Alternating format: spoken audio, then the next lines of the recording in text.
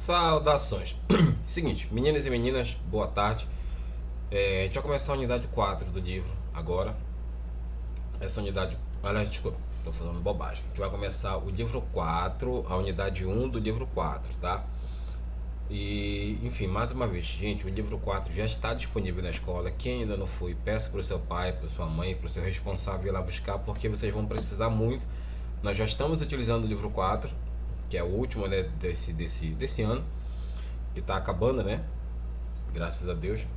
E a gente vai utilizar esse livro 4 agora, tá bom? E o capítulo 1, essas são as unidades que nós vamos utilizar, né? Que é o espaço urbano, impactos socioambientais em áreas urbanas, espaço agrário e impactos ambientais em áreas rurais. Esses 4 itens serão o nosso objeto de estudo para esse bimestre, tá? Deixa eu começar, obviamente, pela unidade 1, espaço urbano. Então, uma foto aqui, essa foto aqui é interessante, né? Tá até um textozinho aqui dizendo que o processo de urbanização, no caso no lado direito aqui, você vê um predomínio da cidade, da área urbana, enquanto que na área esquerda, mesmo você tendo construções humanas, né, casas, estradas e tudo mais, há um predomínio ainda, ou pelo menos um certo equilíbrio em relação à presença da natureza, ok? Então é algo bem interessante a se observar. Vindo para cá logo, para começar, vamos falar de espaço urbano e de urbanização. Antes de falar, gente, tem uma questão que é bom esclarecer logo de imediato, que é assim, existe urbanização e existe crescimento urbano. Essas duas coisas não são a mesma coisa, tá bom?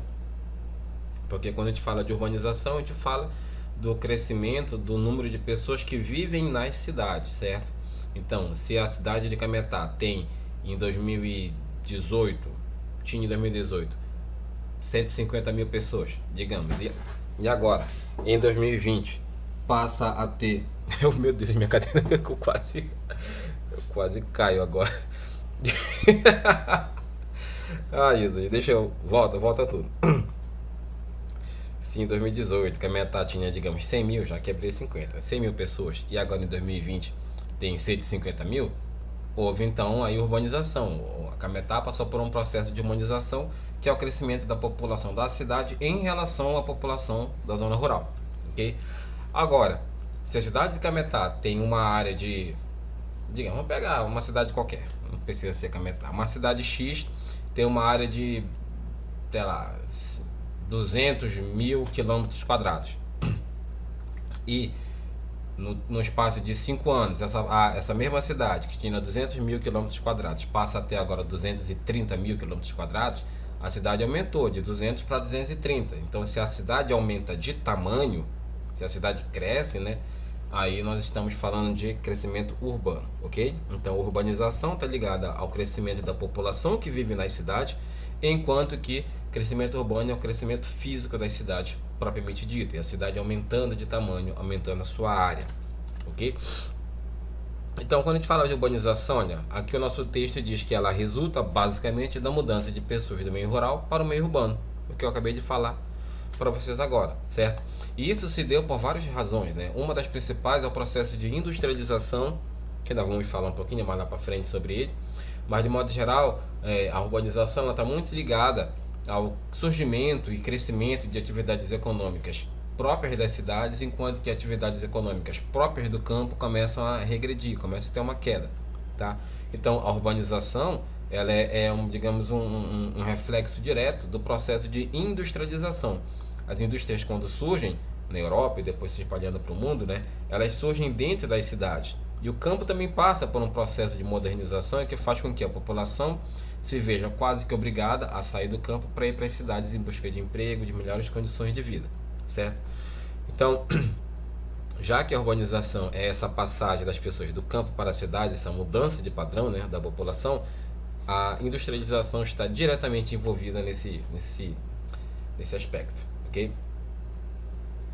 Olha, com o aumento populacional nas cidades, esse espaço, no caso das cidades, né, passa a ter maior importância econômica, política e social de um país. Por quê? Porque é nas cidades que as decisões são tomadas, né? Mesmo as decisões que afetam o campo, que afetam diretamente a zona rural, elas são decididas nas cidades, porque é nas cidades que ficam prefeituras, sedes de governo, câmaras de deputados, de vereadores, enfim, os tribunais, os órgãos fiscalizadores, as secretarias, né, de governo. Então, é dentro das cidades que a gente tem essas decisões. Além disso, nós temos nas cidades os bancos, os hospitais, os serviços do governo, enfim, as empresas, tudo basicamente que decide, os locais e as pessoas que decidem os rumos da população de uma cidade, de um país, do mundo, estão decididos dentro das cidades. Então, com o crescimento urbano, com a urbanização, a importância desse espaço passa a ser muito grande, coisa que não era antigamente. Se você for ver um filme de época, um filme antigo, da época, por exemplo, da época medieval, Idade Média e tal, né? Você vai ver que as cidades, elas eram pequenas, elas eram muito mais fortalezas, né, para o governo, para o rei, nesse caso. Enquanto que a população, de modo geral, vivia, sua maioria, no campo, tá? Porque era no campo que se concentrava o trabalho, né? Seja plantando, seja criando animais, enfim. Com o fenômeno da urbanização, essa questão foi mudada e fez com que as cidades passassem a ter uma importância diferente do que tinham antes. Antes, as cidades eram um local onde você ia apenas para vender alguma coisa na feira, pagar seus impostos, fazer algum serviço, mas de modo geral a vida ela girava em torno do campo, porque a produção de alimento, a questão econômica estava no campo. Como eu disse, houve essa mudança. Apesar da diferença, existe uma relação de interdependência, ou seja, um depende do outro, né? Entre campo e cidade, ou seja, as atividades desenvolvidas no campo dependem das práticas econômicas desenvolvidas nas cidades e vice-versa. A agricultura, por exemplo, depende de maquinários e insumos, adubos, fertilizantes, agrotóxicos que são produzidos nas cidades, bem como de conhecimentos, métodos e pesquisas desenvolvidos em universidades que estão nas cidades, em sua maioria. Do mesmo modo, a cidade também depende do campo, porque não é no meio da cidade que você cria gado, que você tem plantação de arroz, feijão, milho, enfim. Então há essa dependência, né? Não há por que ver tipo, um como mais importante do outro. A verdade é que sem o campo a cidade não existe, e sem a cidade o campo também fica em sérias dificuldades a ponto de praticamente não existir. Então a gente tem que entender esses dois espaços como espaços que se complementam, espaços que estão ali para um dar auxílio ao outro dentro da sua característica particular. A cidade traz para o campo conhecimento técnico, melhorias em relação à tecnologia, traz melhores condições para que o agricultor possa trabalhar melhor a sua terra, né, através de insumos.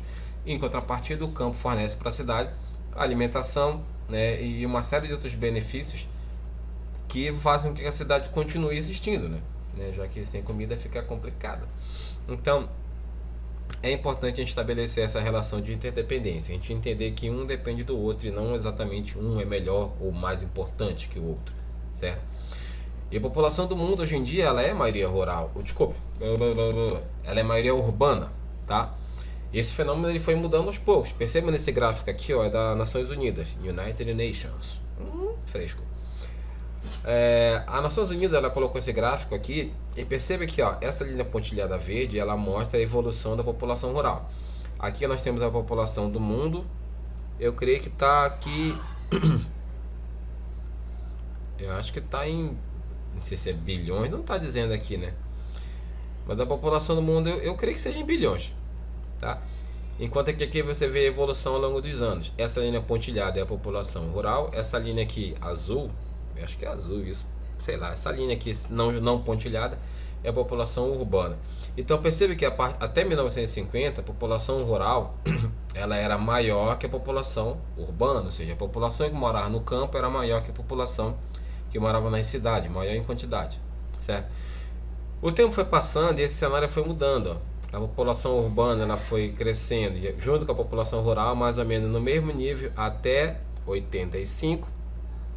A partir de 85, o crescimento da população rural começa a diminuir, enquanto que o da população urbana dá uma disparada.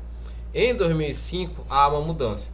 A população mundial, que até 2005 era majoritariamente rural, passa agora a ser majoritariamente urbana, ou seja, passa a viver em sua maioria nas cidades, tá? E essa pesquisa ela vai até 2015, certo? Esse número aqui, essa pesquisa é de 2015. Aí daqui para frente você vai dizer, professor, tá, 2020 é o ano que a gente tá, mas e 2025, 2030, 2050? Como é que eles podem saber que vai estar nesse jeito aqui se a gente nem chegou lá? Bom, eles não sabem. Isso aqui é uma projeção. Ou seja, é um cálculo que você faz que se o crescimento urbano e o crescimento rural mantiverem o mesmo ritmo que estão mantendo até hoje, né? Em 2050 nós vamos ter a população desculpa, a população urbana ali, ó, com quase 7 bilhões de pessoas, enquanto que a população rural vai estar ali mais ou menos na casa dos seus quase 3 bilhões de pessoas. Ou seja, em 2050 calcula-se que o mundo vai ter aproximadamente ali 10 bilhões de pessoas, né? Hoje nós temos 7 bilhões e meio, mais ou menos, tá?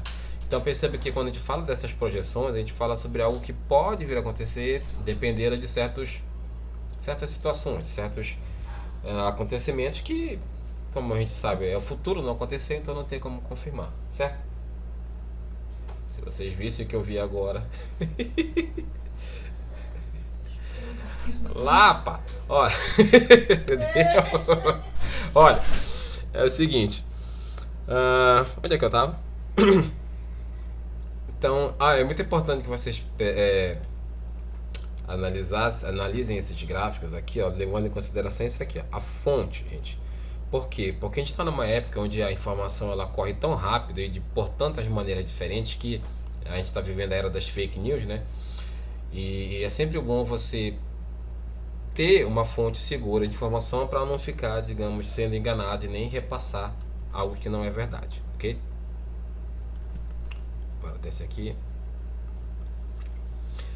Também, pra gente finalizar isso aqui, ó.